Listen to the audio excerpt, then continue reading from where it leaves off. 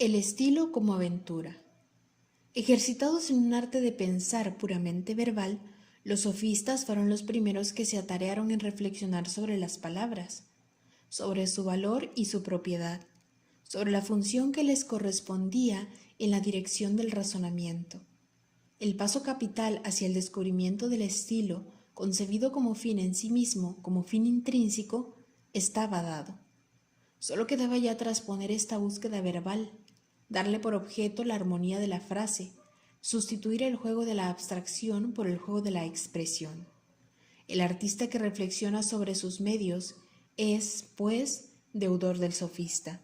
Le está orgánicamente emparentado. Uno y otro persiguen en direcciones diferentes un mismo tipo de actividad. Habiendo dejado de ser naturaleza, viven en función de la palabra.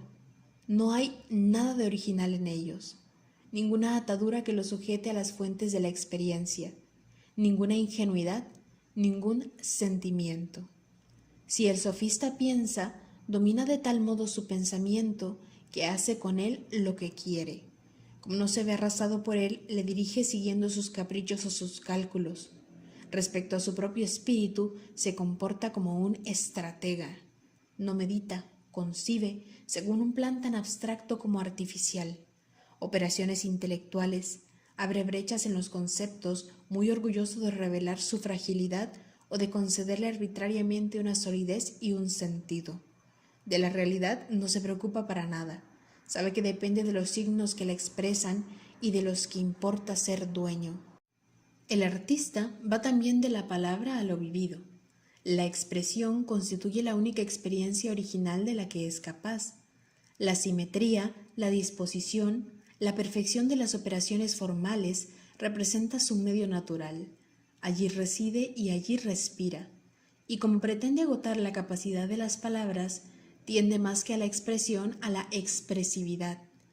En el universo cerrado en que vive, solo escapa a la esterilidad mediante ese renovamiento continuo que supone un juego donde el matiz adquiere dimensiones de ídolo y la química verbal logra dosificaciones inconcebibles para el arte ingenuo. Una actividad tan deliberada, si bien se sitúa en las antípodas de la experiencia, se aproxima por contrapartida a los extremos del intelecto. Hace del artista que se entrega a ella un sofista de la literatura. En la vida del espíritu llega un momento en el que la escritura, erigiéndose en principio autónomo, se convierte en destino. Entonces es cuando el verbo, tanto en las especulaciones filosóficas como en las producciones literarias, revela su vigor y su nada. La manera de hacer de un escritor está condicionada fisiológicamente. Posee un ritmo propio, constrictivo e irreductible. No se concibe un San Simón cambiando por efecto de una metamorfosis querida la estructura de sus frases, ni tampoco refrenándose y practicando el laconismo. Todo en él exigía que se prodigiase en frases enmarañadas, frondosas y móviles. Los imperativos de la sintaxis debían perseguirle como un sufrimiento y una obsesión. Su aliento, la cadencia de su respiración, su jadeo, le imponían ese movimiento fluido y amplio de fuerzas y la solidez y la barrera de las palabras. Había en él un aspecto de órgano muy diferente a esos acentos de flauta que caracterizan al francés. De ahí provienen esos periodos que por temor del punto brotan unos de otros y multiplican los meandros repugnándoles acabar. Muy por el contrario, pensad en la Bruyère, en su forma de cortar la frase, de restringirla y detenerla, siempre atento a delimitar sus fronteras. El punto v, es su obsesión. Tiene la puntuación en el fondo del alma. Sus opiniones, incluso sus sentimientos, son salmos. Teme azuzarlos, irritarlos o exasperarlos. Como es corto de aliento, los trazos de su pensamiento son claros. Preferiría quedarse corto a ir más allá de su naturaleza. De este modo, adopta el genio de una lengua especializada en los suspiros del intelecto, para lo cual lo que no es cerebral es sospechoso o nulo. Condenada a la sequedad por su perfección misma, impropia para asimilar y traducir la Ilíada y la Biblia, Shakespeare y Don Quijote, vacía de toda carga afectiva y algo así como exenta de su origen, está cerrada a lo primordial y a lo cósmico, a todo lo que le precede o supera al hombre. pero la Ilíada, la Biblia, Shakespeare y Don Quijote participan de una especie de omnisciencia ingenua que se sitúa a la vez por debajo y por encima del fenómeno humano. Lo sublime, lo horrible, la blasfemia o el grito.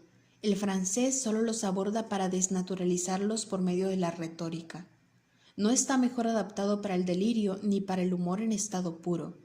Aquiles y Príamo, David Lear o Don Quijote se ahogan bajo los rigores de una lengua que les hace parecer simplones, lamentables o monstruosos. Por diferentes que sean unos de otros, viven todavía. Este es su rasgo común, al ras del alma, la cual, para expresarse, exige una lengua fiel a los reflejos, unida al instinto y no desencarnada. Tras haber frecuentado idiomas cuya plasticidad le proporcionaba la ilusión de un poder sin límites, el extranjero desbocado, enamorado de la improvisación y del desorden, arrastrado hacia el exceso o hacia el equívoco por incapacidad para la claridad, si bien aborda el francés con timidez, no por ello ve menos en él un instrumento de salvación de la ascética y la terapéutica. Al practicarlo se cura de su pasado, aprende a sacrificar todo un fondo de oscuridad al que estaba apegado, se simplifica, se convierte en otro, desiste de sus extravagancias, se sobrepone a sus antiguas turbaciones, se acomoda más y más al sentido común y a la razón. Por lo demás, ¿acaso puede perderse la razón y servirse de un útil que exige su ejercicio, incluso su abuso? ¿Cómo ser loco o poeta en tal lengua? Todas sus palabras aparecen en el hecho de la significación que traducen. Son palabras lúcidas. Servirse de ellas con fines poéticos equivale a una aventura o a un martirio, tan hermoso como si fuera prosa. Donaire francés, sí los hay.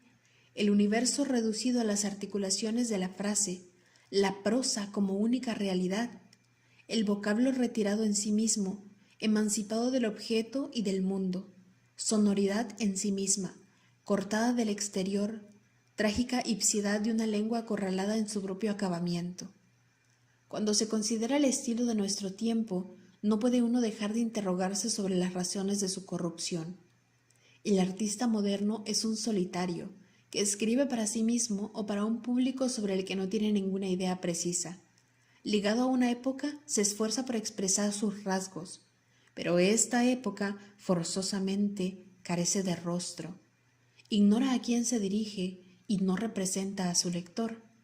En el siglo XVII y en el siguiente, el escritor tenía ante su vista un círculo restringido del que conocía las exigencias, el grado de sutileza y de acuidad. Limitado a sus posibilidades, no podía apartarse de las reglas reales pero no formuladas del gusto. La censura de los salones, más severa que la de los críticos de hoy, permite la eclosión de genios perfectos y menores, constreñidos a la elegancia, a la miniatura y a lo acabado. El gusto se forma a merced de la presión que los ociosos ejercen sobre las letras. Se forma sobre todo en las épocas en que la sociedad está lo bastante refinada como para marcar el tono a la literatura. Cuando se piensa que otrora una metáfora claudicante desacreditaba a un escritor, que tal académico perdió su facha por una impropiedad o que un rasgo del ingenio pronunciado ante una cortesana podía procurar una situación, por ejemplo, una abadía, tal fue el caso de Traillera, se mide la distancia que se ha recorrido desde entonces. El terror del gusto ha cesado y con él la superstición del estilo. Quejarse sería tan ridículo como ineficaz. Tenemos tras de nosotros una tradición de vulgaridad bastante sólida. El arte debe acomodarse a ella, resignarse o aislarse en la expresión absolutamente subjetiva. Escribir para todo el mundo o para nadie es cosa que debe decidir cada uno, según su naturaleza. Sea cual sea el partido que tomemos, estamos seguros de no encontrar en nuestro camino ese espantajo que constituía antaño el mal gusto. El virus de la prosa es desarticulado y arruinado por el estilo poético. Una prosa poética es una prosa enferma. Además, pasa de moda enseguida. Las metáforas que gustan a una generación parecen ridículas a la siguiente. Si leemos a un Saint-Evremond, un Montesquieu, un Voltaire o un Stendhal como si fueran nuestros contemporáneos, es porque no pecaron ni por lirismo ni por exceso de imágenes. Como la prosa tiene algo de sumario judicial, el prosista debe vencer sus primeros movimientos, defenderse contra la tentación de la sinceridad. Todas las muestras de mal gusto provienen del corazón. Es el pueblo quien soporta en nosotros la responsabilidad de nuestros desbordamientos, de nuestros excesos. ¿Qué hay de más plebeyo que un sentimiento? Conjunto de coerciones imperceptibles, sentido de la dosificación y de la proporción, vigilancia ejercida sobre nuestras facultades, discreción, pudor respecto a las palabras. El gusto es lo propio de autores que, nada afectados por la manía de ser profundos, sacrifican una parte de su fuerza en provecho de una cierta anemia. No se podría, ni qué decir tiene, encontrarlo en nuestra época. Ha pasado para siempre la época en que se podía ser maravillosamente superficial. La decadencia de lo exquisito debía arrastrar la del estilo, el cual, pintoresco, complejo, se rompe bajo el peso de su propia riqueza. ¿De quién es la culpa, si es que hay alguna culpa? Quizá hubiera que imputársela al romanticismo, pero este mismo no fue más que una consecuencia de un rebajamiento general, un esfuerzo de liberación a expensas de lo exquisito. A decir verdad, el refinamiento del siglo XVII no hubiera podido perpetuarse sin caer en lo tópico, lo relamido o la esclerosis. Una nación que empieza a descender se disminuye en todos los planos. Toda degradación individual o nacional, observa Joseph de Maistre, se anuncia de inmediato por una degradación rigurosamente proporcional en el lenguaje. Nuestras deficiencias destiñen sobre nuestra escritura. En lo que respecta a una nación, su instinto, cada vez menos seguro, le arrastra a una incertidumbre equivalente en todos los dominios. Francia, desde hace más de un siglo, abandona su antiguo ideal de perfección. Lo mismo ocurrió con Roma. El eclipse de su poder fue contemporáneo de una degradación del latín, que, dócil al servicio de doctrinas o quimeras opuestas a su genio, se convirtió en una herramienta de la que se apoderaron los concilios. La lengua de Tácito, deformada, trivializada, obligada a sufrir divagaciones sobre la eternidad. Las palabras tienen el mismo destino que los imperios. En la época de los salones, el francés adquirió una sequedad y una transparencia que le permitieron llegar a ser universal. Cuando comenzó a complicarse, a tomarse libertades, su solidez se resintió. Se libera, finalmente, en detrimento de su universalidad, y como Francia evoluciona hacia las antípodas de su pasado, de su genio. Doble degradación inevitable. En tiempos de Voltaire, cada uno intentaba escribir como todo el mundo, pero todo el mundo escribía perfectamente. Hoy, el escritor quiere tener su estilo propio, individualizarse por medio de la expresión. Solo lo logra a base de deshacer la lengua, violentar las reglas, sapando su estructura, su magnífica monotonía. Sería inútil querer sustraerse a este proceso. Se colabora en él pese a uno mismo, y así debe ser, so pena de muerte literaria. Desde el punto en que el francés declina, declarémonos solidarios de su destino. Aprovechemos las profundidades que exhibe, así como su encarnizamiento en vencer el pudor de sus límites. Nada más vano que recriminar su bello otoño, sus últimos rayos. Intentamos de alegrarnos, más bien, de vivir en una época en que las palabras, empleadas en cualquier sentido, se emancipan de toda coerción, y en la que la significación no constituye ya una exigencia ni una obsesión. No hay duda, asistimos a la espléndida descomposición de una lengua. Su futuro quizá conocerá algunos sobresaltos de delicadeza, o lo que es más probable, acabará sirviendo para concilios modernos peores que los de la antigüedad. Quizá su suerte sea una agonía rápida. Se encamine o no hacia el estado de vestigio, sigue siendo cierto que vemos a más de uno de sus vocablos perder lo que le restaba de vitalidad. ¿Va a huir el genio de la prosa a otros idiomas? País de las palabras, Francia, que se ha firmado por los escrúpulos que ha concebido respecto de ellas. Quedan huellas de estos escrúpulos. Una revista, haciendo en 1950 el balance de este medio, citaba el suceso más importante de cada año: final del asunto Dreyfus, visita de Kaiser a Tánger, etc. En 1911 anota simplemente: Faguet admite el malgré que. ¿Se ha concedido en alguna otra parte semejante solicitud al verbo, a su vida cotidiana, a los detalles de su existencia? Francia le ha amado hasta el vicio y a expensas de las cosas. Escéptica sobre nuestras posibilidades de conocer, no lo es sobre las posibilidades de formular nuestras dudas, de suerte que asimila nuestras verdades al modo de traducir nuestra confianza respecto a ellas. En toda civilización dedicada se opera una disyunción radical entre la realidad y el verbo. Hablar de decadencia en términos absolutos no significa nada. Referida a una literatura y a una lengua, no concierne más que a quien se sienta ligado a una y a otra. ¿Que el francés se deteriora? Solo se alarma de esto quien ve en él un instrumento único e irreemplazable. Tanto se le da que en el futuro se encuentre otro más manejable, menos exigente. Cuando se ama una lengua, es un deshonor sobrevivirla. Desde hace 2 siglos, toda originalidad se ha manifestado por oposición al clasismo. No hay forma o fórmula nueva que no haya reaccionado contra él. Pulverizar lo adquirido, tal me parece que es tendencia esencial del espíritu moderno. En cualquier sector de arte, todo estilo se afirma contra el estilo.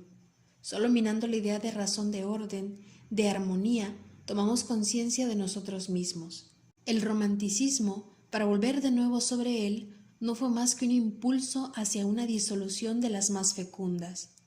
No siendo ya viable el universo clásico, nos es preciso sacudirle e introducir una sugerencia de inacabamiento. La perfección ya no nos preocupa. El ritmo de nuestra vida nos hace insensibles a ella.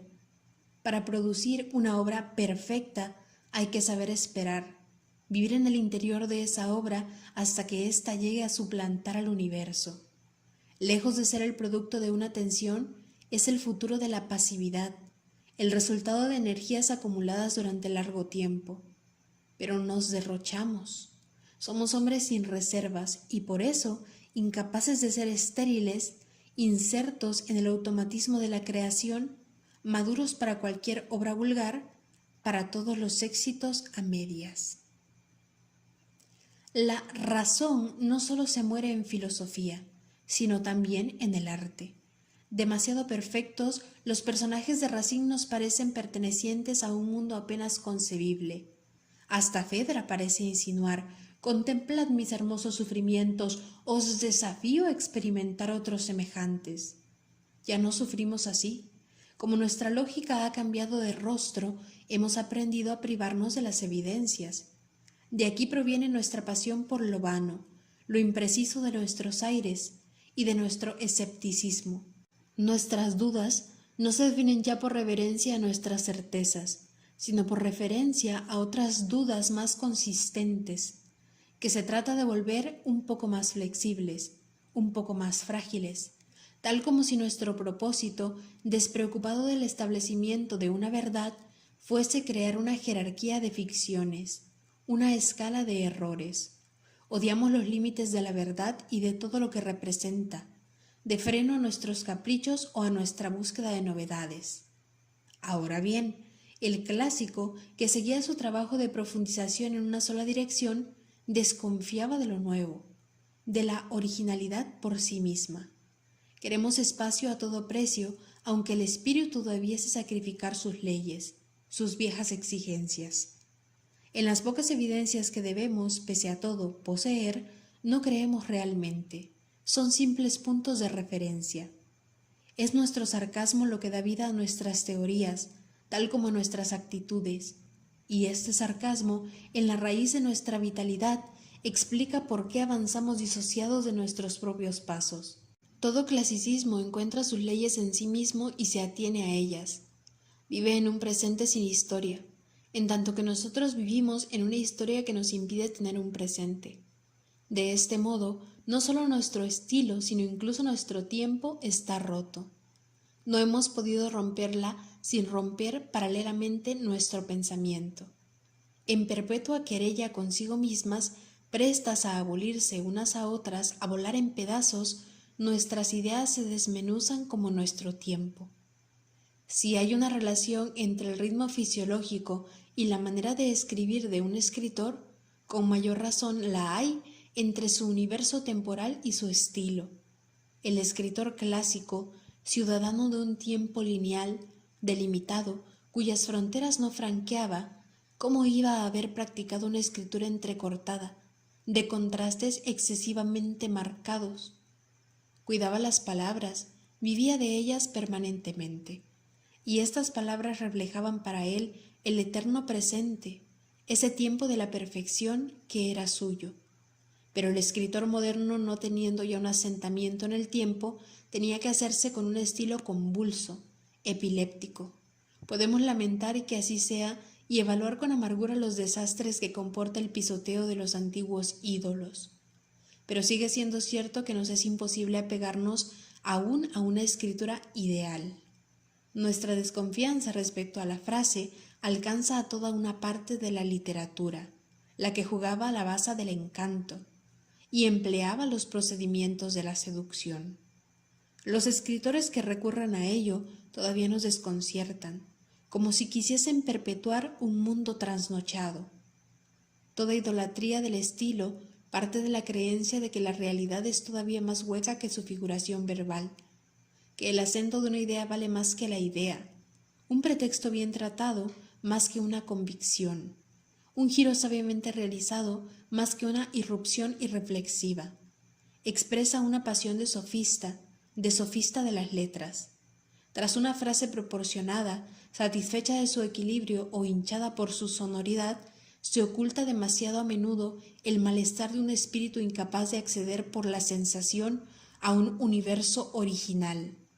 ¿Qué de extraño tiene que el estilo sea justamente una máscara y una confesión?